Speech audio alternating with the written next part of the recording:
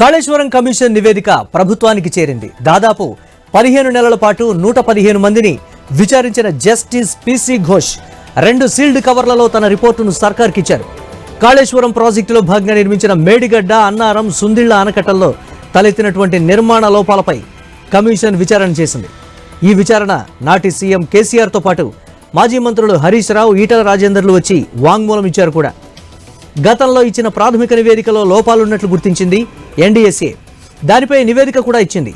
ఆ తర్వాత న్యాయ విచారణకు ఆదేశిస్తున్నట్లు సీఎం రేవంత్ రెడ్డి అసెంబ్లీలో ప్రకటించారు. జస్టిస్ పిసి ఘోష్ రంగంలోకి దిగారు.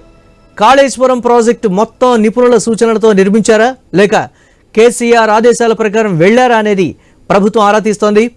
కేసీఆర్ సలహాలతోనే నిర్మాణాలు జరిగి ప్రభుత్వానికి 1,00,000 కోట్ల ప్రజాధనం దుర్వినియోగమైందన్నది కాంగ్రెస్ ఆరోపణ. మరి జస్టిస్ పిసి ఘోష్ తన విచారణలో ఏ అంశాలను గుర్తించారు? ప్రభుత్వ వాదనలకు అనుగుణంగానే రిపోర్టు ఉందా? విలన్లు చివరిలోనే అరెస్ట్ అవుతారని కాంగ్రెస్ నేతలు చేస్తున్న విమర్శల అర్థమేంటి? అసలేం జరుగుతోంది అనేటువంటి ఉత్కంఠ అయితే నెలకొంది.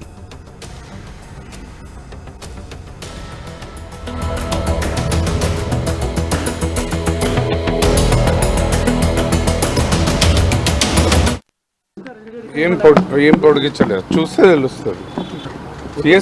సిఎస్కి ఇస్తాం ఫస్ట్. ఎప్పుడు ఎన్ని గంటలకు నేరుగా సిఎస్ దగ్గరికి ఏం పొడిగించలేదు, చూస్తే తెలుస్తుంది. సిఎస్కి ఇస్తాం ఫస్ట్. ఎప్పుడు ఎన్ని గంటలకు నేరుగా సిఎస్ దగ్గరికి ఏం పొడిగించలేదు, చూస్తే తెలుస్తుంది. సిఎస్కి ఇస్తాం ఫస్ట్. ఎప్పుడు ఎన్ని గంటలకు నేరుగా సిఎస్ దగ్గరికి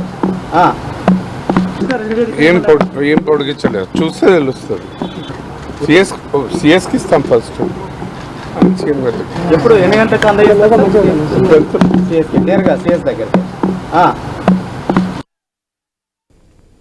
రైట్గా కాళేశ్వరం కమిషన్ నివేదిక ప్రభుత్వానికి చేరినటువంటి బ్రేకింగ్ న్యూస్ చూస్తున్నాం. దాదాపు 15 నెలల పాటు 115 మందిని విచారించిన జస్టిస్ పిసి ఘోష్ 2 సీల్డ్ కవర్లలో తన రిపోర్టును సర్కార్కి ఇచ్చారు. ఈ నేపథ్యంలో కాళేశ్వరం ప్రాజెక్టులో భాగంగా నిర్మించినటువంటి మేడిగడ్డ, అన్నారం, సుందిళ్ల ఆనకట్టల్లో తలెత్తిన నిర్మాణ లోపాలపై కమిషన్ విచారణ చేసింది. ఈ విచారణకు నాటి సీఎం కేసీఆర్తో పాటు మాజీ మంత్రులు హరీష్ రావు, ఈటల రాజేందర్లు వచ్చి వాంగ్మూలం ఇచ్చారు కూడా. గతంలో ఇచ్చిన ప్రాథమిక నివేదికల్లో లోపాలున్నట్లు గుర్తించింది ఎన్డీఎస్ఏ. దానిపై నివేదిక కూడా ఇచ్చింది. ఆ తర్వాత న్యాయ విచారణకు ఆదేశిస్తున్నట్లు సీఎం రేవంత్ రెడ్డి అసెంబ్లీలో ప్రకటించారు కూడా. ఇక జస్టిస్ పిసి ఘోష్ రంగంలోకి దిగారు. కాళేశ్వరం ప్రాజెక్టు మొత్తం నిపుణుల సూచనలతో నిర్మించారా లేక కేసీఆర్ ఆదేశాల ప్రకారం వెళ్లారా అనేది ప్రభుత్వం ఆరా తీస్తోంది. కేసీఆర్ సలహాలతోనే నిర్మాణాలు జరిగి ప్రభుత్వానికి 1,00,000 కోట్ల ప్రజాధనం దుర్వినియోగమైందన్నది కాంగ్రెస్ ఆరోపణ. మరి జస్టిస్ పిసి ఘోష్ తన విచారణలో ఏ అంశాలను గుర్తించారు? ప్రభుత్వ వాదనలకు అనుగుణంగానే రిపోర్టు ఉందా? విలన్లు చివరిలోనే అరెస్ట్ అవుతారని కాంగ్రెస్ నేతలు చేస్తున్నటువంటి విమర్శల అర్థమేంటి? అసలు ఏం జరగబోతోంది అనేటువంటి ఉత్కంఠ అయితే నెలకొంది. దీనిపై మరిన్ని అప్డేట్స్ మా ఇన్పుట్ ఎడిటర్ శ్రీకాంత్ అందిస్తారు. శ్రీకాంత్, కాళేశ్వరం కమిషన్ నివేదిక అంటే పిసి ఘోష్ కమిషన్ నివేదిక ప్రభుత్వానికైతే చేరింది. తర్వాత ఏం జరగబోతోంది అనేటువంటి ఒక ఉత్కంఠ అయితే నెలకొంది. ఎలా చూడాలంటారు దీన్ని? 2023లో కాళేశ్వరం ప్రాజెక్టులో మేడిగడ్డలో పియర్స్ కుంగినటువంటి నేపథ్యంలో అప్పుడు ప్రభుత్వం మారిన తర్వాత రేవంత్ రెడ్డి ప్రభుత్వం అధికారంలోకి వచ్చింది. కాంగ్రెస్ పార్టీ ప్రభుత్వం అధికారంలోకి వచ్చిన తర్వాత ముఖ్యమంత్రిగా రేవంత్ రెడ్డి బాధ్యతలు చేపట్టిన తర్వాత దీనిపైన కమిషన్ విచారణకు ఆదేశించడం జరిగింది. సో కమిషన్ దరిదాపు 15 నెలల పాటు ఈ కమిషన్ విచారించడం జరిగింది. ఆల్మోస్ట్ దీంట్లో 115 మంది సాక్షులను విచారించారు. చివరగా 2 నెలల కాలం పొడిగించారు. ఆఖరికి పొడిగించినటువంటి క్రమంలో 3 ప్రజాప్రతినిధుల్ని, ఆ రోజు ఆర్థిక మంత్రిగా ఉన్నటువంటి ఈటల రాజేందర్ని, ఆ తర్వాత హరీష్ రావుని, ఇరిగేషన్ శాఖ మంత్రిగా ఉన్నారు హరీష్ రావు, ఆ తర్వాత అప్పటి ముఖ్యమంత్రిగా ఉన్నటువంటి కేసీఆర్ని. సో ఈ 3 కూడా విచారించారు. ఈ 3 విచారణలు కూడా తీసుకున్నారు.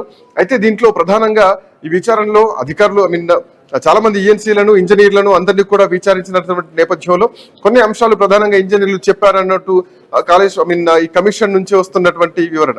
సో అప్పుడు చెప్పినటువంటి ప్రభుత్వ పెద్దలు ఎవరైతే ఉన్నారో వాళ్ళు ఆదేశాల మేరకే మేము ఆ డ్యామ్ నిర్మించడం జరిగింది అన్నది ప్రధానంగా ఉన్నటువంటి విమర్శ. అయితే తమ్మిడిహెట్టి దగ్గర కట్టాల్సినటువంటి బ్యారేజ్ ని మేడిగడ్డకు తీసుకొచ్చారు. సో ఆ డ్యామ్ ఆ బ్యారేజ్ ఎత్తు కూడా పెంచారు అన్నది ప్రధానంగా వినిపించినటువంటి ఆరోపణ. తొమ్మిడిహేట దగ్గర నీటి లభ్యత సరిగ్గా లేని పక్షంలోనే మేడిగడ్డకు షిఫ్ట్ చేయడం జరిగింది. సో ఇంజనీర్ల సలహాలతోనే ఈ ప్రాజెక్ట్ నిర్మాణం జరిగింది అన్నది హరీష్ రావు గానీ కేసీఆర్ గానీ ప్రభుత్వ పెద్ద ఆ రోజు ఉన్నటువంటి ప్రభుత్వ పెద్దలు చెప్తున్నటువంటి అంశం. సో ఏదేమైనా కానీ పీసీ ఘోష్ కమిషన్ 15 నెలల పాటు విచారణ చేసి 115 మంది సాక్షుల్ని విచారించిన తర్వాత సో ఈ రోజు రాహుల్ బొజ్జాకి నివేదిక అందజేశారు. రాహుల్ బొజ్జా కూడా సెక్రటేరియట్ లో నివేదిక అందించబోతున్నారు. సో ఇట్లాంటి నేపథ్యంలో దీని తర్వాత పరిణామాలు ఎట్లా ఉండబోతున్నాయి, ఇవన్నీ అంశాలు కూడా చర్చిద్దాం. ఒక చిన్న బ్రేక్ తీసుకుందాం. బ్రేక్ తర్వాత drive will be continue.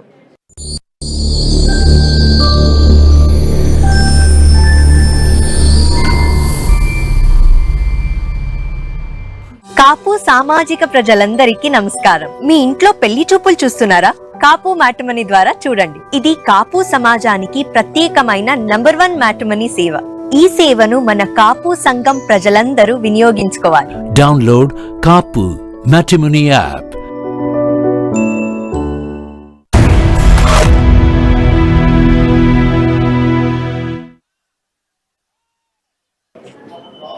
Welcome back.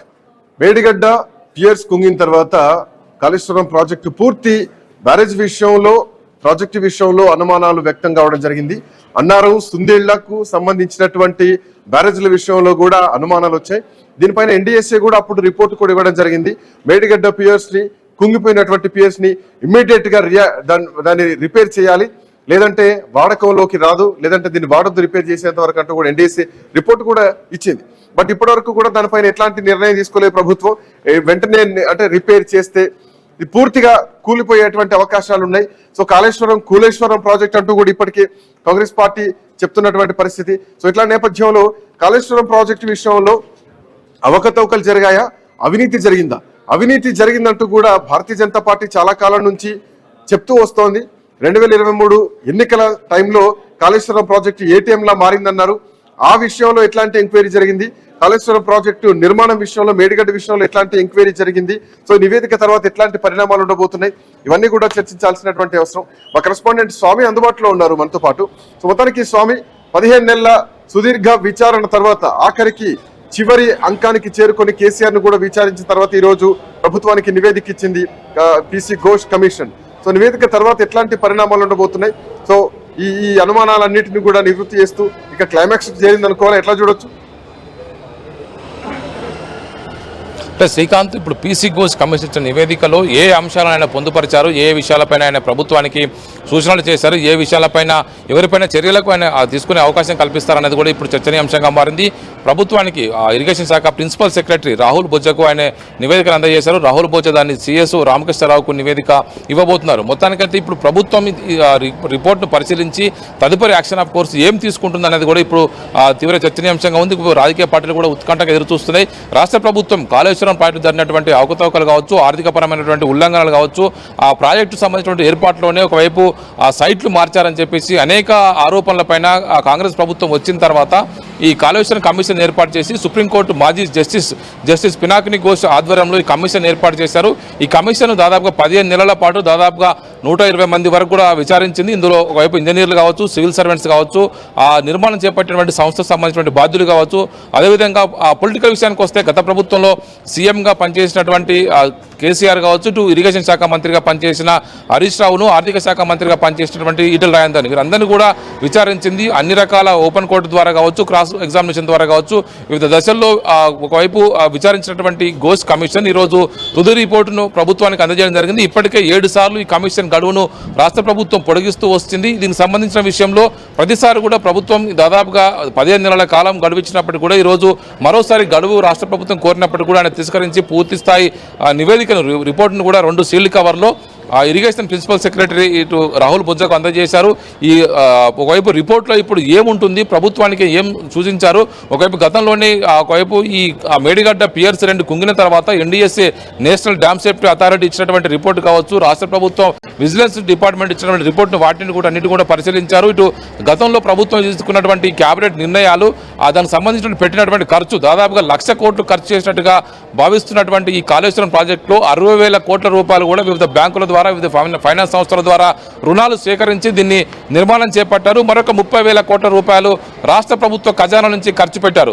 దాదాపుగా 1,00,000 కోట్లు ఖర్చు పెట్టినటువంటి కాళేశ్వరం ప్రాజెక్టు సంబంధించి కేవలం 3 కాంపోనెంట్లు, ఇటు కాళేశ్వరంలో ఉన్నటువంటి Medigadda barrage, Annaram barrage, Sundilla barrage. Annaram సుందిల్లలో సీపేజ్ వచ్చింది, దానికి కొన్ని లోపాలు ఉన్నాయని చెప్పి సూచించినప్పటికీ కూడా ప్రధానంగా మేడిగడ్డ బ్యారేజ్లో దాదాపు 87 కాంపోనెంట్స్ ఉంటే, పియర్స్ ఉంటే అలా 2 పియర్స్ మాత్రమే కుంగిపోయాయి. వాటిని పూర్తిగా రిపేర్ చేస్తే మళ్ళీ యథావిధిగా వాడుకోవచ్చు అని చెప్పేసి గత ప్రభుత్వంలో పనిచేసినటువంటి హరీష్ రావు కావచ్చు, బీఆర్ఎస్ నేతలంతా కూడా వాదిస్తున్నారు. కావాలని చెప్పేసి దీన్ని ఒక పొలిటికల్ ఇష్యూ చేసి రాష్ట్ర ప్రభుత్వం దీన్ని గత బీఆర్ఎస్ సర్కార్ పొలిటికల్ డైవర్షన్ చాలా జరిగింది ప్రభుత్వం కూలిపోవడానికి కూడా. అయితే ఇక్కడ నేషనల్ డ్యామ్ సేఫ్టీ అథారిటీ ఎన్డీఎస్ఏతో పాటు ఇందాక మీరు చెప్పినట్టు విజిలెన్స్ ఎంక్వైరీ కూడా జరిగింది. విజిలెన్స్ ప్రాథమిక నివేదిక కూడా ఇప్పటికే సమర్పించడం జరిగింది. ఆ నివేదికలను కూడా బేస్ చేసుకొని పీసీ ఘోష్ కమిషన్ ఈరోజు ఒక నివేదికను పూర్తి స్థాయిలో సిద్ధం చేసింది, స్పష్టంగా కనిపిస్తోంది. అయితే దీని తర్వాత మీరు అన్నట్టు ఏ అంశాలని ప్రధానంగా తీసుకొస్తారు? దాని విజిలెన్స్ కూడా ఏం చెప్పింది అని అంటే, ఇందులో చాలా పూర్తిగా మేడిగడ్డ బ్యారేజ్ దెబ్బతినడంతో పాటు మిగిలిన బ్యారేజీల్లో కూడా సీపేజ్ సమస్యలు వచ్చినాయి. ఈ పూర్తిగా కూడా డ్యామ్ సీపేజ్ సమస్యలు ఉన్నాయంటూ కూడా విజిలెన్స్ విచారణ చేయడం జరిగింది. ఒకటి, డ్యామ్ భద్రత పరిస్థితి ఏంటి, డ్యామ్ సేఫ్టీ పరిస్థితి ఏంటి అన్నటువంటి ప్రశ్న ఒకటి అయితే కనుక, ఈ ఎంక్వైరీ నెక్స్ట్ ఎట్లా ఉండబోతోంది, ఏ అంశాలని దీంట్లో పొందుపరచారన్నది ఇంకొక అంశం. ఈ రెండింటిని ఎట్లా చూడొచ్చు? అంటే శ్రీకాంత్, ప్రధానంగా ఇందులో ఇప్పుడు కమిషన్ అయితే పూర్తి స్థాయిగా అన్ని ఆస్పెక్ట్లోనే పూర్తిగా విచారించి ప్రభుత్వానికి రిపోర్ట్ ఇస్తుంది. రిపోర్టులో ఇప్పుడు ఏమి ఇచ్చింది అనేది కూడా చూడాల్సి ఉంది. ఒకవైపు 2 సీల్డ్ కవర్లో 2 రిపోర్ట్లు ఇచ్చింది. ఒక రిపోర్ట్లో మరి జరిగినటువంటి ఏమైనా అవకతవకల మీద ఇచ్చిందా, రెండో రిపోర్ట్లో ఏమైనా ప్రభుత్వానికి సూచనలు చేస్తూ ఇచ్చిందా కూడా ఇప్పుడు తేలాల్సి ఉంది. ప్రభుత్వం ఈ రిపోర్ట్ను పూర్తిగా స్టడీ చేసి అందులో ఏ అంశాలను కమిషన్ వైపు గుర్తించి వీరికి చెప్పడం జరిగింది, వాటి విషయంలో కమిషన్ చెప్పిన విషయాలపైన ప్రభుత్వం స్పందించాల్సిన అవసరం ఉంటుంది. కమిషన్ ఎవరి విషయంలో ఎవరైనా ఇంజనీర్లు కావచ్చు, జరిగినటువంటి అథారిటీస్ కావచ్చు, నిర్మాణ సంస్థ కావచ్చు, ఇటు పొలిటికల్గా సంబంధించి గత ప్రభుత్వంలో ఒకవైపు క్యాబినెట్లో దీని మీద చర్చ జరగాలని కొంతమంది ఉంటే పూర్తి స్థాయికి అన్ని రకాల అప్రూవల్స్ తీసుకున్న తర్వాత దీని మీద ముందుకెళ్లామని చెప్పేసి గత ప్రభుత్వంలో ఉన్నటువంటి మంత్రులు కావచ్చు, అప్పుడు ఉన్నటువంటి సీఎం కూడా ఒక నివేదికను కూడా ఆ విచారణ సందర్భంగా కమిషన్కి ఇవ్వడం జరిగింది. రీసెంట్గా హరీష్ రావు మరోసారి కూడా కలిసి దాదాపుగా 1000 పేజీల రిపోర్ట్ను కూడా గత ప్రభుత్వం జరిగినటువంటి వివిధ రకాల అనుమతులు కావచ్చు, అన్ని రకాల అనుమతులు తీసుకున్న తర్వాతనే వీటిని పూర్తిగా నిర్మాణం చేపట్టగలగాం. దేశంలోనే అత్యంత రికార్డు స్థాయిలో రికార్డు టైంలో దీన్ని పూర్తి చేసినటువంటి ప్రాజెక్టు కాబట్టి దీన్ని ఎక్కువ ఖర్చు ఎస్కలేషన్ లేకుండా దీన్ని పూర్తి చేయగలిగామనేది కూడా గత ప్రభుత్వం చెప్తున్నటువంటి విషయం. ఇలా కేవలం మొత్తం పెద్ద ఎత్తున నిర్మించినటువంటి ప్రాజెక్టులో కేవలం 3 కాంపోనెంట్లో 3 బ్యారేజీల్లో ఒక్క బ్యారేజ్ జరిగినటువంటి 2 పిల్లర్లను విషయాన్ని అడ్డం పెట్టుకొని దీన్ని పూర్తిగా బ్యారేజీని ఒకవైపు మొత్తం ప్రాజెక్టునే లోపభూయిష్టం, ప్రాజెక్టే పని రాకుండా పోతుందని చెప్పే ప్రయత్నం చేస్తున్నారు. వారు దాన్నే విమర్శిస్తున్నారు. ఇప్పుడు ఈ కమిషన్ కూడా మొత్తం ఇప్పటికే దాదాపు తెలంగాణలో 40 లక్షల ఎకరాల వరకు కూడా దీని ద్వారా సాగునీరు తాగునీరు అందుతుందని చెప్పేసి మీరు ప్రధానంగా ఏదైతే ప్రచారం చేస్తారో దానికి సంబంధించిన విషయంలో మేడిగడ్డ బ్యారేజ్ సంబంధించినటువంటి కుంగిపోయిన విషయమే గత 2023 ఎలక్షన్స్ ముందు అతిపెద్ద ప్రచారాస్త్రంగా మారింది. దీన్ని పూర్తిగా అవినీతికి అడ్డాగా మార్చుకున్నారు. గత ప్రభుత్వ పెద్దలు దీన్ని ఒక ఏటీఎంగా మార్చుకొని నిధులు కొల్లగొట్టారని చెప్పేసి బీజేపీ కావచ్చు, ఇటు కాంగ్రెస్ కావచ్చు, 2 జాతీయ పార్టీలు బీఆర్ఎస్ పైన ప్రధానంగా ఆరోపణ చేస్తూ వచ్చాయి. దాన్ని పొలిటికల్ అస్త్రంగా మార్చుకొని గత ప్రభుత్వాన్ని దెబ్బతీయడంలో వాళ్ళ విజయం కూడా సాధించగలిగారు. కాంగ్రెస్ పార్టీ అధికారంలో రావడానికి ఇది ఒక తోడ్పడింది. ఏఐసిసి సీనియర్ నాయకులు, అగ్రనేతగా ఉన్నటువంటి రాహుల్ గాంధీ, అదేవిధంగా అప్పుడు పిసిసి అధ్యక్షులుగా ఉన్నటువంటి రేవంత్ రెడ్డి ఇద్దరు కూడా మేడిగడ్డ బ్యారేజ్కి వెళ్ళి కుంగిపోయినటువంటి ప్రాంతాన్ని పరిశీలించి పెద్ద ఎత్తున కూడా అక్కడ జరిగినటువంటి ప్రచారం అంతా కూడా గత ప్రభుత్వాన్ని బదనాం చేయడంలో, గత ప్రభుత్వం చేసినటువంటి అవినీతిని కొంత ప్రచారంలోకి తీసుకురావడంలో కాంగ్రెస్ పార్టీ సక్సెస్ అయింది. ఆ విషయంలో కాంగ్రెస్ పార్టీ సక్సెస్ అయ్యి బీఆర్ఎస్ పార్టీని అధికారంలో దించి అధికారంలో తమకు రావడానికి అది ఉపయోగపడింది. ఈ విషయంలోనే ఫైనాన్స్ హాస్పిటల్ కూడా 60,000 కోట్లు అప్పులు తీసుకొచ్చారు, పెద్ద ఎత్తున కూడా లోన్లు తీసుకొచ్చారని చెప్పి ఆరోపించారు. శ్రీకాంత్, స్వామి, ఇందులో ఇప్పటికే విజిలెన్స్ నివేదిక తోటి చాలా మంది ఇంజనీర్లకు ప్రమోషన్లు కూడా ఆగిపోయినాయి ఈ కేసు నడుస్తున్నటువంటి క్రమం. ఇంకోటి, ఈ రోజు నివేదిక రాహుల్ బొజ్జకిచ్చారు, అక్కడ సెక్రటేరియట్ లో ప్రభుత్వ అధికారులకు అందజేయబోతున్నారు. సో ఆ తర్వాత దీనిపైన ఎట్లాంటి ప్రొసీజర్ ఉండబోతుంది ప్రభుత్వం తరపున? ఒక కేబినెట్ సబ్ కమిటీ ఏర్పాటై ఏమైనా నిర్ణయాలు తీసుకొని చర్చలు జరిపి ఆ తర్వాత ఈ నివేదికను అసెంబ్లీలో ప్రవేశపెట్టి ఆ తర్వాత దీంట్లో బాధ్యులపైన చర్యలు తీసుకునేటువంటి అవకాశం ఉంటుందా? వర్షాకాల సమావేశాల్లోపే దీనిపైన, ఈ కాళేశ్వరం నివేదిక పైన పూర్తి స్థాయిలో ఒక నిర్ణయం తీసుకునేటువంటి అవకాశం వచ్చిందా? సో రేవంత్ రెడ్డి చెప్తున్న క్లైమాక్స్ లో విలన్లు అంటే అసెంబ్లీ సమావేశాల్లో నివేదికను తీసుకొచ్చే ఛాన్సెస్ కనిపిస్తున్నాయా? అంటే శ్రీకాంత్ ఇప్పుడు ప్రభుత్వం ఈ మొత్తం నివేదికను స్టడీ చేసిన తర్వాత రీసెంట్గా మొన్న జరిగినటువంటి కేబినెట్ సమావేశంలోనే ఈ లోపల ఒక నివేదిక వస్తే కనుక కేబినెట్ సమావేశంలో దాన్ని పెట్టి దాన్ని చర్చించి ఏదైనా చర్యలకు ఉపక్రమించడం కోసం ప్రభుత్వానికి ఒక అవకాశం ఉండేది. కానీ ఇప్పుడు మరోసారి జరిగేటువంటి కేబినెట్లో కూడా చర్చలు దీన్ని చర్చించి ఏమైనా చర్యలు తీసుకుంటారా లేకపోతే నేరుగానే అసెంబ్లీలో పెట్టి చర్చకు పెడతారా అనేది కూడా ఇప్పుడు చూడాల్సి ఉంది. ఒకవైపు రాష్ట్ర ప్రభుత్వం బీసీ రిజర్వేషన్ల విషయంలో పూర్తిగా ఇప్పుడు తలములకలై ఉంది. ఢిల్లీకి వెళ్ళి ధర్నా చేయాలి, కేంద్ర ప్రభుత్వ పెద్దల్ని కలవాలి, మరోవైపు రాష్ట్రపతిని కలిసి వినతి పత్రాలు ఇవ్వాలి. పూర్తి ఇప్పుడు ఈ హడావుడిలోనే ఈ ప్రిపరేషన్లోనే ప్రభుత్వం ఉంది కనుక దీన్ని మరొక సూటబుల్ టైం తీసుకొని దీన్ని చర్చకు పెట్టి పొలిటికల్గా దీన్ని ఒక అస్త్రంగా మార్చుకొని గత ప్రభుత్వం పైన కావచ్చు దీనిపై ఎలాంటి చర్యలు తీసుకుంటే ఎలాంటి ప్రభావం ఉంటుంది, దీనికి సంబంధించి కమిషన్ ఎలాంటి నివేదికలో ఎలాంటి అంశాలు పొందుపరిచింది, ఏం సూచించింది అనేది కూడా ఇప్పుడు కీలకంగా మారింది. ప్రధానంగా ఇప్పుడు పొలిటికల్గా సంబంధించి ఇప్పుడు రాజకీయంగా ఏం చేయగలుగుతారని పక్కన పెడితే కనుక అధికారులు ప్రధానంగా ఇబ్బంది పడే అవకాశం కనబడుతుంది. దీనికి సంబంధించి ఇంజనీర్లు ఇప్పటికే ఇబ్బందికర పరిస్థితి ఎదుర్కొంటుంది. చాలా మందికి ప్రమోషన్ రాకుండా ఇబ్బంది పడుతున్నారు. వారంతా కూడా కేవలం నిర్మాణ సంస్థకు అనుకూలంగా వివరించారు, నాణ్యతా ప్రమాణాలు పాటించలేదు, వాళ్ళు చేసిన డ్రాఫ్ట్ ఒకటి, దాన్ని ఎగ్జిక్యూట్ చేసిన డ్రాఫ్ట్ ఒకటి, పూర్తిగా దీన్ని నిర్మాణ సంస్థలకు అనుకూలంగానే వివరించి పనిచేశారని చెప్పేసి ఇప్పుడంతా ఇంజనీర్లు అంతా కూడా ఇబ్బంది పడుతున్నారు. వారిపైన చర్యలకు రాష్ట్ర ప్రభుత్వం ఇప్పటికే వారి ప్రమోషన్లను ఆపేసి కూడా వారిని సంబంధించి ఇప్పటికే ఎలాంటి చర్యలు తీసుకోకుండా చూస్తూ ఉంది. కమిషన్ రిపోర్టు పూర్తి స్థాయిగా వచ్చిన తర్వాత కమిషన్ రిపోర్టులు ఏం సూచించారు, వారి మీద ఎలాంటి చర్యలకు కమిషన్ సూచించిందనేది కూడా ఇప్పుడు పరిశీలించాల్సి ఉంటుంది. కమిషన్ సూచనలకు అనుగుణంగానే ప్రభుత్వం మరింత దాన్ని స్టడీ చేసి లోతుగా విశ్లేషించిన తర్వాతనే దీన్ని ముందుకు తీసుకెళ్లే అవకాశం అయితే కనబడుతుంది. శ్రీకాంత్, థ్యాంక్ యూ స్వామి, thanks for joining. So Kaleshwaram project సంబంధించి పీసీ ఘోష్ కమిషన్ పూర్తి స్థాయి విచారణ చేసి 15 నెలల కాలం విచారణ చేసిన తర్వాత ఈరోజు నివేదిక సమర్పించడం జరిగింది, ప్రభుత్వానికి అందజేశారు.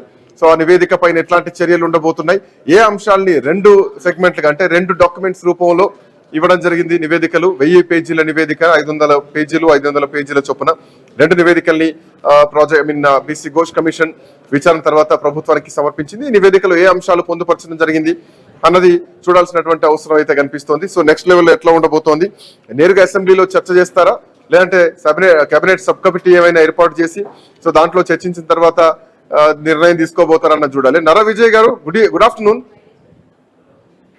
సో పీసీ ఘోష్ కమిషన్ 15 నెలల కాలం ఆల్మోస్ట్ విచారణ జరిపి ఎంక్వైరీ చేసి ఈరోజు ఒక నివేదిక ఇచ్చింది. ఈ నివేదికను ఎట్లా చూడొచ్చు? ఆఖరికి కేసీఆర్ ను, హరీష్ రావును, ఈటెల రాజేందర్ను కూడా చివరి 2 నెలల కాలంలో గడువు పొడిగించి మరి వీళ్ళని విచారించారు. సో ఇక అందరి విచారణలు అయిపోయాయి, అసలు నివేదిక వచ్చేసింది. ఎట్లా ఉండబోతుంది అనుకోవాలి, ఏ అంశాలు దీంట్లో ప్రధానంగా పొందుపరచి ఉండొచ్చు? కాళేశ్వరం ప్రాజెక్టు మీద రాజకీయంగానైతే ఏ రకమైనటువంటి వివాదాలు వచ్చాయో పీసీ ఘోష్ కమిషన్ మీద కూడా ఆ రకమైనటువంటి వివాదాలు, ఆరోపణలు రాజకీయ పరమైనటువంటి కమిషన్ గానే ఒక ఆరోపణలు వచ్చేసినటువంటి సందర్భం కనిపిస్తుంది. దానికి సంబంధించి పీసీ ఘోష్ కమిషన్ కూడా వివరించినటువంటి తీరు కొన్ని సందర్భాల్లో ఆ రకంగానే కనిపించింది. ముందు టెక్నికల్ గా వాళ్ళనే విచారణ చేస్తాము, రాజకీయ నాయకులని చేయము, గత నెలలనే రిపోర్ట్ ఇస్తాము అని కూడా రెడీ అయిపోయిందని అనౌన్స్ చేసినటువంటి సిచ్యువేషన్ చిట్ చాట్ లో మాట్లాడినటువంటి వ్యక్తి మాట్లాడిన తర్వాత లాస్ట్ కి రాజకీయ నాయకులని విచారణ చేయకపోతే మాదేందని ఎక్కడి నుంచి ఏమైనా ప్రెజర్స్ వచ్చినాయేమో, అంతకుముందు కూడా ఉంది. ఆ ప్రెజర్స్ తోటి రాజకీయ నాయకులను కూడా విచారణ చేసినటువంటి సందర్భం అక్కడనే అర్థమైపోయి పీసీ ఘోష్ కి సంబంధించినటువంటి కమిషన్ ప్లస్ ఇది ఇది ఒక శిక్షించేటువంటి విచారణ కమిషన్ కూడా కాదు. ప్రాజెక్ట్ లో ఉన్నటువంటి దాంట్లో లోపాలు ఏమున్నాయి, ఎక్కడెక్కడ టెక్నికల్ గా ల్యాబ్సెస్ జరిగినాయి, అదేవిధంగా ఇంకెక్కడెక్కడ ఏమేమి ల్యాబ్స్ జరిగినాయి, అధికారుల తీరు ఎట్లా వ్యవహరించారు, పరిపాలకులు ఎలా వ్యవహరించారు అనే అంశాలను మాత్రమే చెప్పే అవకాశం కనిపిస్తుంది తప్ప ఒక పర్టికులర్ గా పేర్లు చెప్పి పర్టికులర్ వాళ్ళ మీద ఈ యాక్షన్ తీసుకోండి, పర్టికులర్ వాళ్ళ మీద ఇట్లా అరెస్ట్ చేయండి, ఇది చేయండి అని చెప్పేటువంటి కమిషన్ అయితే ఇది కాదన్నట్టు తెలిసింది. ఈ కమిషన్ ఇచ్చినటువంటి రిపోర్ట్ ఆధారంగా అటు క్యాబినెట్ లో చర్చించాలి, క్యాబినెట్ ఒక నిర్ణయం తీసుకొని దీని మీద మళ్ళీ ఇంకేదైనా యాక్షన్ తీసుకోవడానికి కమిటీ వేస్తారా, విచారణ చేసేది ఇంకోటి ఏదైనా చేస్తారా అనేది ప్రభుత్వ పరిశీలనలో ప్రభుత్వం తీసుకునే నిర్ణయం మీద ఆధారపడి ఉంటుంది. ఇప్పుడు ఆఖరి చివరికి వచ్చినటువంటి అంశం ఏంటి, కాళేశ్వరంలో ఈ రిపేర్ చేస్తారా చేయరా అనేది కూడా క్వశ్చన్ వస్తుంది. ఇది ఎంతకాలం, ఇది జనరల్ గా ప్రాజెక్టులు కట్టినప్పుడు అనేక సమస్యలు వస్తుంటాయి. నాగార్జున సాగర్ కానీ ఇంకేదైనా కట్టినప్పుడు అనేక సమస్యలు వచ్చినాయి. ఆ సమస్యలు వచ్చినప్పుడు అప్పటితో ఆ ప్రాజెక్ట్ ఆగిపోలే, అంటే దాన్ని ఇక్కడ repair చేసి మళ్ళీ ఒకవైపు పెట్టిపోయినారు. ఎన్డీఎస్సీ రిపోర్ట్ కానీ విజిలెన్స్ రిపోర్ట్ కానీ స్పష్టంగా ఉంది. ఎన్డీఎస్సీ రిపోర్ట్ ఏం చెప్పిందంటే ఇమ్మీడియట్ దీన్ని రిపేర్ చేయాలి అని చెప్పారు. సో ఎన్డీఎస్సీ రిపోర్ట్ ను కూడా ఈ కమిషన్ పరిగణలోకి తీసుకుంటుంది కదా. సో ఆ కోణంలో కూడా రిపేర్ ఎందుకు చేయలేదు అన్నటువంటి విషయంలో కూడా ఇంజనీర్ల దగ్గర నుంచి వర్షన్ తీసుకున్నటువంటి అవకాశాలు ఉండొచ్చా? మరోవర్ ఏంటంటే చివరి దశలో ఇక కేసీఆర్ ను, అంతకుముందు హరీష్ రావును, అంతకుముందు ఈటెల రాజేందర్ ను కూడా విచారించడం జరిగింది. సో అంతకుముందు అంటే ఏ పద్ధతిలో అంటే ఆ రోజు ఉన్నటువంటి ప్రజాప్రతినిధులు చెప్తేనే మేము నిర్ణయం తీసుకున్నాం అని. సో ఓరల్ ఇన్స్ట్రక్షన్స్ అయితే ఉండవు ఎక్కడా, కానీ కేబినెట్ నిర్ణయాలే ఉంటాయి. అది కూడా కేబినెట్ మినిట్స్ ని పీసీ ఘోష్ కమిషనే అడిగింది. సో కేబినెట్ మినిట్స్ ని తీసుకుంటే కనుక ఖచ్చితంగా అది కేబినెట్ తీసుకుందంటే ప్రభుత్వ నిర్ణయంగా చూడాలి తప్ప ఒక వ్యక్తిగతంగా మనిషి నిర్ణయంగా చూడాల్సినటువంటి అవసరం లేదు. సో ఇట్లా చూసుకున్నా కానీ వేటు వేయడానికి లేదంటే యాక్షన్ తీసుకోవడానికి అవకాశాలు ఏమైనా కనిపిస్తున్నాయా ఈ నివేదికను రేపొద్దున అసెంబ్లీలో చర్చిస్తే? దీని రిపోర్ట్ తోటి ఒక వ్యక్తుల మీదనో, ఒక ఇంజనీర్ మీదనో, ఒక పొలిటికల్ వ్యక్తి మీదనో యాక్షన్ తీసుకోరు. ఈ రిపోర్ట్ ఆధారంగా మళ్ళీ ఇంకో విచారణ కమిషన్ వేసే అవకాశం ఉంటది. ఇంకో సంబంధించి ఎక్కడెక్కడ తప్పిదాలు అయితే జరిగినాయి అనే అంశం మీద చూసి దానికి సంబంధించినటువంటి వాళ్ళు యాక్షన్ తీసుకునే విధంగా దానికి ఎవరికన్నా ఇంకొక సంస్థకు అప్పగిస్తారా, ఇట్లా ఈ కమిషన్ ఇట్లా నివేదిక ఇచ్చింది, ఈ కమిషన్ మీద ఏమేమి యాక్షన్స్ తీసుకోవచ్చు, ఏంటి అనేది తీసుకోవచ్చు అనేది వేరే సంస్థకి ఇస్తారా, ఏం చేస్తారా అనేది ప్రభుత్వ నిర్ణయం మీద ఆధారం. మనకి ఎగ్జాంపుల్ విద్యుత్ మీద కూడా ఇచ్చినటువంటి కమిషన్ రిపోర్ట్ ఇచ్చింది, ఇంతవరకు ఏం తేల్చలే కదా ప్రభుత్వం. విద్యుత్కి సంబంధించినటువంటి కమిషన్ ఒకటి నివేదిక ఇచ్చింది, నివేదిక మీద ఏం చేయలే, చర్చ కూడా జరగలే, క్యాబినెట్ లో ఏమైందో తెలియదు, అసెంబ్లీకి రాలేదు, ఉన్నటువంటి సిచ్యువేషన్. సేమ్ ఇది కూడా అలాగే వెళ్ళిపోతుంది. ఇదే కాదండి, భారతదేశంలో వేసినటువంటి వెనకటనే ఏ కమిషన్లు కూడా దానికి సంబంధించి ఇట్లా విచారణ చేసి దాని లెవెల్లో మొత్తం ఒక కన్క్లూజన్ కి తీసుకొచ్చినటువంటి కమిషన్ కూడా ఏది లేదు విచారణకు సంబంధించినటువంటి. ఇది జస్ట్ ఇంత పెద్ద ప్రాజెక్ట్ కలిసినటువంటి దాంట్లో కొంతమంది ఇంజనీర్లు తప్పిదాలు చేసి ఉంటారు, కొన్ని ప్రోటోకాల్స్ ఇంకొక పాయింట్ ఇక్కడ ఆ ప్రాజెక్ట్ లో అవినీతి జరిగిందా అన్న లైన్ ఒకటి, ప్రాజెక్టు నిర్మాణంలో లోపం ఉంది, సో ఇది నిర్మాణం సరిగా లేదు, సో అంటే ఒక లోపభూయిష్టంగా నిర్మాణం ఉన్నదన్నది రెండు వర్షన్లు. దీన్ని రిపేర్ చేసినా పనికి రాదు, అది కూలిపోయేటువంటి ప్రాజెక్టు, ఇది కూలేశ్వరం అని చెప్పేసి ప్రభుత్వం చెప్తోంది. భారతీయ జనతా పార్టీలో చేరినటువంటి ఈటెల రాజేందర్ ఇది లక్షల ఎకరాలకు నీళ్లు అందించింది, కాళేశ్వరం ప్రాజెక్టు తెలంగాణ ప్రజలకు ఉపయోగపడ్డటువంటి ప్రాజెక్టు. గతానికి ఇప్పటికీ భిన్నం చూస్తే అర్థమవుతుంది వ్యవసాయం ఎంత సాగింది, ఎంత సాగునీరు సాగింది, ఎంత సాగునీరు వచ్చింది అన్నది.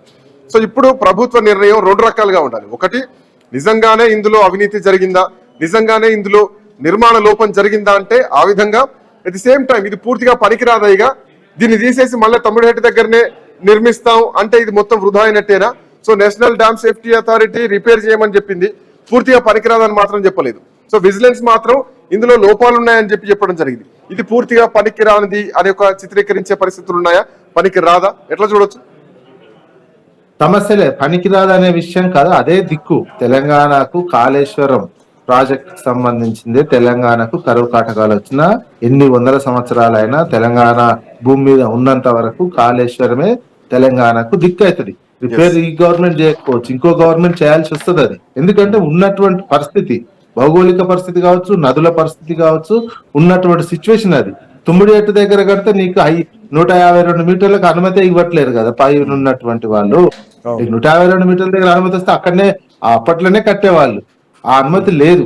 ఒకవేళ 147కో 148కి వస్తే అది ఓన్లీ ఆదిలాబాద్ జిల్లాకు వరకు వస్తుంది. అది ఆల్రెడీ ఆ ప్రపోజల్ ఉంది, అది పెద్ద విషయం కాదు. వాటర్ ఎక్కడున్నాయి మరికా? నీకు వాటర్ ఉన్నది రెండు నదులు ప్లస్ బ్యారేజ్. ఇది ఏంటంటే 3 బ్యారేజీలు రివర్స్ ఎత్తిపోతలకు సంబంధించినటువంటి మేడిగడ్డ, మిగతా 2 అన్నారం, సుందిల్లా బ్యారేజెస్ నుంచి లేకపోతే ఇప్పుడు నీళ్ళు ఎల్లంపల్లి కాడ నుంచి ఇప్పుడు మొత్తం తెలంగాణ అంతా నీళ్ళు ఎట్లా వస్తాయి మరి? అందుకని నీకు ఆలస్యమైనా రిపేర్ చేయకపోయినా రాజకీయం ఇంకేది చేసినా, ఏ గవర్నమెంట్ ఏదైనా రాజకీయాలు చేసుకున్నా అల్టిమేట్ గా తెలంగాణకి ఎప్పటికైనా ఉపయోగపడేటువంటి ప్రాజెక్ట్. ప్రభుత్వం డ్యామ్ విషయంలో ఎలాంటి నిర్ణయం తీసుకునే అవకాశం? ఇప్పుడు లోపం ఏందో తెలుసుకున్నారు, నివేదిక వచ్చింది, నివేదిక ఏందో బయటకు రావాలి. బట్ అటు అన్నారం, సుందిల్లా ఆ బ్యారేజీలు కూడా కొంత ప్రమాదంలోనే ఉన్నాయి అన్నది విజిలెన్స్ నివేదిక చెప్తున్నటువంటి అంశం. ఈ విషయంలో ప్రభుత్వం నిర్ణయం తీసుకొని రిపేర్లు చేస్తుందా, లేదంటే గత ప్రభుత్వం చేసినటువంటి ఇది ఒక ఘనకార్యం అని చెప్పేసి దాన్ని అట్లనే వదిలేస్తారా, ప్రజాధనం దుర్వినియోగం అయిందని చెప్పేసి అట్లాంటి నిర్ణయాలు ఉంటాయనుకోవచ్చా? ప్రభుత్వం ప్రస్తుతం అయితే ఇదొక రాజకీయమైనటువంటి అంశంగానే వచ్చే ఎన్నికల వరకు దీన్ని రిపేర్ చేయకుండా పెట్టి ఎన్నికల్లో రాజకీయంగా వాడుకునేటువంటి ప్రయత్నం ప్రస్తుతం ఉన్నటువంటి ప్రభుత్వం, ప్రస్తుతం ఉన్నటువంటి పార్టీ చేసే అవకాశాలు ఎక్కువగా కనిపిస్తున్నాయి. లేకపోతే అది ఈ పార్టీకి ఎప్పుడో రిపేర్ అయి ఉండాలి. ప్రతి బ్యారేజ్ లో ఎప్పుడైనా రిపేర్లు వస్తాయి, అనేక దాంట్లో ఉంటాయి. రిపేర్లు ఎప్పటికప్పుడు మెయింటెనెన్స్ చేస్తుంటే నీకు ఉంటది. దాన్ని మూలకు పడేసి మొత్తం పోతుంది అంటే ఈ గవర్నమెంట్ ఎప్పటికైనా కరువు వచ్చింది అనుకోండి, కరువు వస్తే నీకు ఉరుకుకుంటా చేయాల్సినటువంటి పరిస్థితి వస్తుంది. అందుకని అల్టిమేట్ గా ఎప్పటికైనా ఏ ప్రభుత్వమైనా రిపేర్ చేయిస్తుంది. మళ్ళా అవసరమైతే ఆ పిల్లర్లు ఏమైనా తీసేసి కొత్త పిల్లర్లు కడతారు, అంతే తప్ప మొత్తము పనికి రాకుండా చేస్తే అసలు నీకు నీళ్లే రావు తెలంగాణకు. ఇప్పుడు హైదరాబాద్ నీళ్లు కూడా రాలేనటువంటిది. ఎందుకంటే గోదావరి నీళ్లు లేవు, వెల్లంపల్లి పైన ఉన్నటువంటి నీళ్లు వచ్చేటువంటి సిచ్యువేషన్ లేదు. ఎంత కరువు కాలంలో 4-5 వేల క్యూసెక్కుల నీళ్లు పోయేటువంటి ప్రాంతము ఇప్పుడు మేడిగడ్డ కట్టినటువంటి బ్యారేజ్ దగ్గరే ఉంటుంది. అక్కడి నుంచి నీళ్లు ఎత్తిపోసుకోవాల్సినటువంటి సిచ్యువేషన్ ఉంటది. ఆ పని ఎవరైనా గవర్నమెంట్ చేయాల్సి వస్తుంది. ఇదే లోపాలు ఉంటే వీళ్ళు ప్రభుత్వం రాజకీయంగా రాజకీయ పార్టీలకు సంబంధించినటువంటి కొట్లాటలలో తెలంగాణ సమాజం కావచ్చు, నీళ్లు కావచ్చు, ప్రజలకు ఇబ్బంది కలిగేటువంటి చర్యలు తీసుకోకూడదు. ఇది ఇక్కడ లోపాలు జరుగుతుంది. ఆఖరికి ఎక్కడి వరకు వస్తుంది, ఏదో కొంతమంది ఇంజనీర్ల మీద యాక్షన్ తీసుకునేటువంటి సిచ్యువేషన్ వరకే పోతది, అంతే తప్ప దీన్ని మొత్తం పెద్ద లెవెల్ చేసేటువంటి అవకాశం అయితే ఈ కమిషన్ కు లేదు. ఈ కమిషన్ కూడా అట్లా లోపల ఇన్సైడ్ గా కమిషన్ ఇవన్నీ చెప్పదు, ఎవరెవరి మీద యాక్షన్, ఎక్కడెక్కడ తప్పిదాలు జరిగింది అనేది హైలైట్ చేసే అవకాశం ఉంటుంది. థ్యాంక్ యూ నరా విజయ్ గారు, thanks for joining. So Kaleshwaram commission 1000 పేజీలతోటి నివేదిక ప్రభుత్వానికి అందజేసింది. రాహుల్ బొజ్జాకి నివేదిక అందజేసింది జరిగింది. అక్కడి నుంచి సెక్రటేరియట్ లో అధికారులకు రాహుల్ బొజ్జా అందజేయబోతున్నారు. సో తర్వాత పరిణామాలు ఎట్లా ఉండబోతున్నాయి, ఒక మంత్రివర్గ ఉపసంఘం ఏర్పాటు చేసి దాంట్లో దీనిపైన చర్చించి ఆ తర్వాత అసెంబ్లీలో ప్రవేశపెట్టి దీనిపైన నిర్ణయాలు తీసుకోబోతున్నారా, సో ఎట్లాంటి పరిణామాలు ఉండబోతున్నాయి కాళేశ్వరం ప్రాజెక్టు విషయంలో. సో ఇప్పటికే ఆల్మోస్ట్ 115 మంది దీంట్లో విచారించడం జరిగింది. అధికారుల్ని, ఇంజనీర్లని తో పాటు మాజీ ముఖ్యమంత్రి కేసీఆర్ ని, ఈటల రాజేందర్ ని, హరీష్ రావును కూడా దీంట్లో విచారించారు. కాళేశ్వరం ప్రాజెక్టు పనికిరాదు, ఇది కూలేశ్వరం ప్రాజెక్ట్ అని చెప్పింది కాంగ్రెస్ పార్టీ ప్రభుత్వ అధికారంలోకి వచ్చిన తర్వాత ఒక కమిషన్ వేసి విచారణ వేయడం జరిగింది. సో ఇన్నేళ్ల కాలం విచారణ చేసిన తర్వాత 15 నెలల కాలం విచారణ చేసిన తర్వాత ఈ రోజు కమిషన్ నివేదిక అందించింది. చూద్దాం ఈ నివేదికలో ఏ అంశాలు పొందుపరిచారు, ఎట్లాంటి దిశగా అడుగులు పడబోతున్నాయి. Anyway that's all for now. Next updates continue అయితే కీప్ వాచింగ్ ఐ న్యూస్.